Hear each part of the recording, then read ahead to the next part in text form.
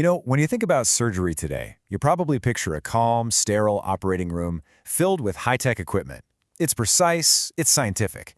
But let's be real, it wasn't always like that. Not even close.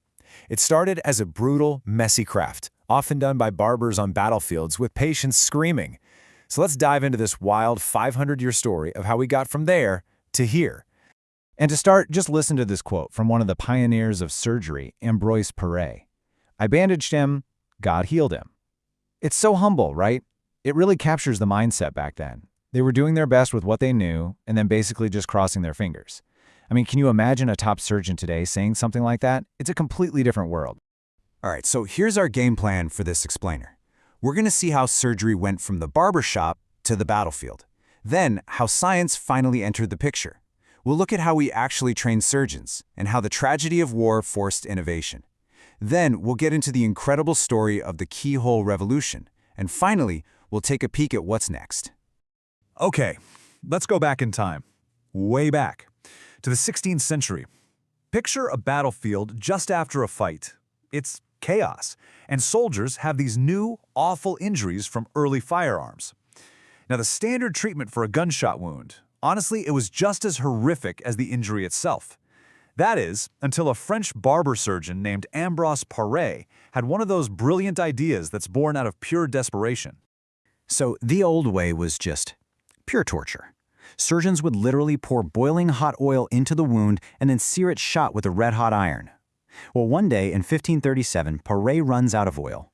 He's got to do something, so he whips up this simple concoction of egg yolk, rose oil, and turpentine and applies it. He fully expected his patients to be dead by morning, but when he checked on them, they were resting fine, their wounds looked good. The soldiers who got the boiling oil, they were in agony with fevers. It was a complete game changer. And he wasn't done yet. For amputations, standard practice was, again, cauterizing the stump with a hot iron. It was brutal, and a lot of times the patient would just die from the shock and blood loss.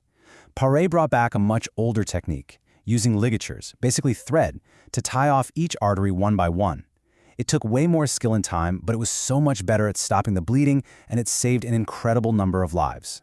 But maybe Paré's most important contribution wasn't a technique at all. It was a mindset. See, at the time, everyone believed these things called bezoar stones, which are found in goat stomachs, could cure any poison.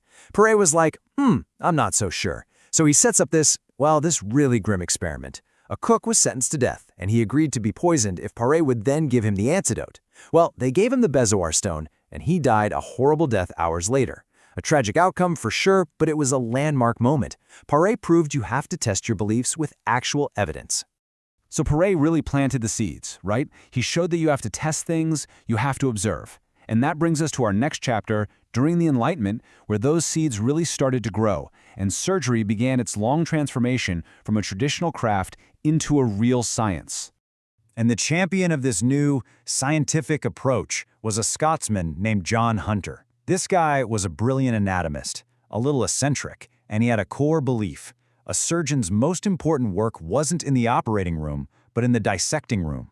You had to understand the human body inside and out before you ever dared to cut it open. Hunter's whole philosophy could be boiled down to one powerful idea. You don't do something just because that's how we've always done it. No. Every single treatment, every procedure had to be tested, proven, and justified by actual observation and experiment. And that idea, that became the absolute foundation for all of modern surgery. So if Hunter wrote the playbook, the guy who ran with it with breathtaking audacity was Theodor Billroth. Working out of Vienna, this guy was attempting surgeries no one had ever dreamed of before. But here's the key. He wasn't just a surgical cowboy. He was a scientist. He tracked every single one of his results, the successes and the failures, and he published them for everyone to learn from. That was huge. Okay, so it's great to have these individual geniuses like Paré and Hunter and Billroth. They're amazing. But what happens when they're gone? How do you make sure their knowledge isn't lost? How do you create a system that can reliably produce more great surgeons? Well, the answer came from William Halsted over at Johns Hopkins. Before him, learning to be a surgeon was kind of a mess. It was this random, haphazard system of apprenticeships. Halsted changed all that.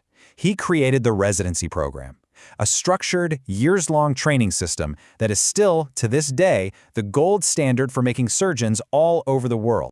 So what's the magic behind Halsted's system? It's pretty simple, actually. It's all about structure. You have a set amount of time for training. You start small, maybe just holding a retractor, and you gradually, slowly get more and more responsibility until, at the end, you're doing the operations yourself. It's like climbing a ladder, step by step, turning a fresh medical school grad into a confident, competent surgeon. So, things are moving along. We've got brilliant minds, and now we've got a system for training new brilliant minds. But the next massive leap forward for surgery wasn't forged in a university or a hospital. It was forged in the absolute worst place imaginable, the trenches of World War I. Just look at that number for a second. 1.6 million. And that's just the wounded British soldiers.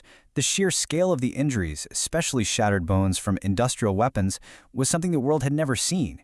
And this overwhelming crisis forced surgeons to innovate at a pace they never had before, essentially creating the entire field of modern orthopedic surgery out of necessity. All right, let's fast forward a bit. By the mid-20th century, surgery is scientific, it's specialized, it's safer. But it's still pretty brutal in one key way, the big incision, cutting people wide open. The next revolution was all about making the surgery itself less traumatic, and the story behind it is all about one man fighting against, well, pretty much everybody. Meet Dr. Kurt Sem. Now what's interesting is, he wasn't a general surgeon, he was a gynecologist. And he had another skill. He was a trained tool maker. That unique combo got him thinking, wait a minute, why are we making these huge cuts when we could use tiny instruments and a little camera to operate through a tiny little hole? And how did the surgical establishment react to his brilliant idea? Oh, they hated it. I mean hated it. They were furious. They thought, we know how to do surgery. It works. Why would we change? The idea of a gynecologist telling a general surgeon how to take out an appendix was just unthinkable. Heresy. And I'm not exaggerating the resistance he faced. It's hard to even wrap your head around it. His own colleagues told him he needed a brain scan, that he must be crazy. The head of the German Society of Surgery actively tried to get his medical license taken away, all because he dared to challenge the sacred tradition of the big incision. And yet, he kept going. He didn't back down. And you can see the results for yourself. On the left, that grainy image is from his very first laparoscopic appendectomy in 1980. On the right is what a surgeon sees today. If you or anyone you know has had their appendix out and went home the next day with just a couple of tiny scars, you have Kurt Sem's stubbornness to thank for it. So that brings our incredible 500-year journey pretty much up to the present. From Paret's simple ointment to Sem's tiny cameras, every single step has made surgery better, safer, and less traumatic. Which, of course, leads to the big question. What's next? What's on the horizon? Well, the future is kind of already here. We have surgical robots that give surgeons superhuman precision, filtering out the tiniest tremor. We've got augmented reality that can overlay a patient's MRI scan right onto their body during the operation. It's like giving them X-ray vision. And we have AI helping to plan complex procedures. It's all about technology making great surgeons even better. So we've come full circle, from I bandaged him and God healed him, all the way to AI-guided robotic surgery. It has been this relentless, incredible march of progress, and so often it was pushed forward by these lonely figures who were dismissed as heretics or just plain crazy. So it really makes you wonder, doesn't it? What's the crazy idea being ridiculed right now that, in 50 years, will just be another standard of care?